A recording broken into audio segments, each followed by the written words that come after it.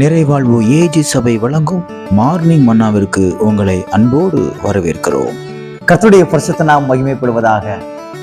இந்த நாளில் உங்களை சந்திப்பதில் மிகுந்த சந்தோஷம். எனக்கு அன்பான தேவனுடைய பிள்ளைகளே, ரொம்ப மனசு உடைஞ்சு போய் ரொம்ப துக்கத்தோடு கூட இருக்கீங்களா?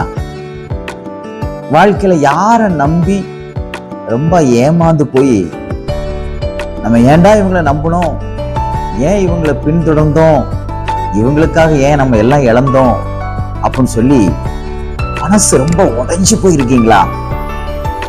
ஏன் உங்களுக்கு இவ்வளவு கவலை? எதுக்கு இவ்வளவு துக்கத்தோடு கூட கவலை கண்ணீரோடு கூட இருக்கீங்க? கர்த்தராகிய இயேசு கிறிஸ்து உங்களை பார்த்து சொல்லுகிறார், நீங்க கவலைப்பட வேண்டாம்.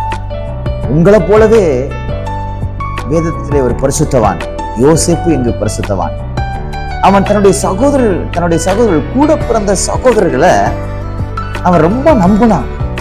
எங்க கூட பிறந்தவங்களை நம்புறது தப்பா? இல்ல அதுல ஏதாவது இருக்குதா? இல்ல தானே.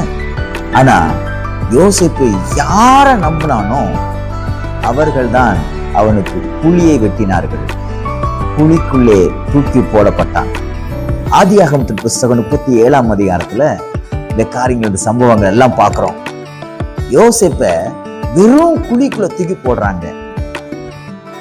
இன்னைக்கு உங்களை நிறைய பேர் குழிக்குள்ள தூக்கி போட்டாங்களா? நீங்க நம்பினவங்க, நீங்க மலை போல நினைச்சவங்க எல்லாம் என்னமோ நினைச்சு நீங்க பழகிட்டு இருந்தீங்க, அவங்க உங்களை குழிக்குள்ள தூக்கி போட்டாங்கல்ல. சில பிரச்சனைக்குள்ள உங்களை சிக்க வச்சுட்டாங்கல்ல. சில வித்தியாசமான சூழ்நிலைக்குள்ள நீங்க கடந்து போகிறது போல இருக்குதா? தண்ணி இல்லாத வெறும் குழிக்குள்ள போடும்போது அந்த இருள்கள் சூழ்ந்திருக்கும்ல, எவ்வளவு கஷ்டமா இருந்திருக்கும். ஒரு தனிமை அவனை வாட்டியிருக்கும். காற்று இருக்காது, எந்த சூழ்நிலையும் அவனுக்கு ஒத்து போகாத ஒரு நிலை. இப்படிப்பட்ட ஒரு நிலையோட நீங்க வாழ்ந்து கொண்டிருக்கீங்களா?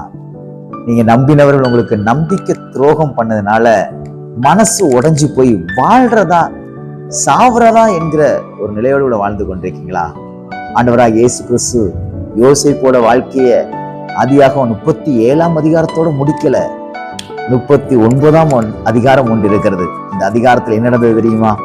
யோசேப்பு அரண்மனைக்கு கொண்டு போகப்படுகிறான். ஒருவேளை உங்க சகோதரர் நினைச்சது அவனை காலி பண்ணிட்டோம், தேசத்தை விட்டே மாத்திட்டோம். ஆனா என் ஆண்டவர் ஒரு புதிய ஆரம்பத்தை ஆதியாகமம் 39ஆம் அதிகாரத்துல யோசேப்புக்கு ஆரம்பிக்கிறார். இன்னைக்கு கர்த்தர் உங்களுக்கு ஒரு புதிய ஆரம்பத்தை வச்சிருக்கிறார். உங்களை யாரு குழிக்குள்ள தூக்கி போட்டாலும் அந்த குழியிலிருந்து கர்த்தர் தூக்கி எடுத்து அவங்க நினைக்காத இடத்துல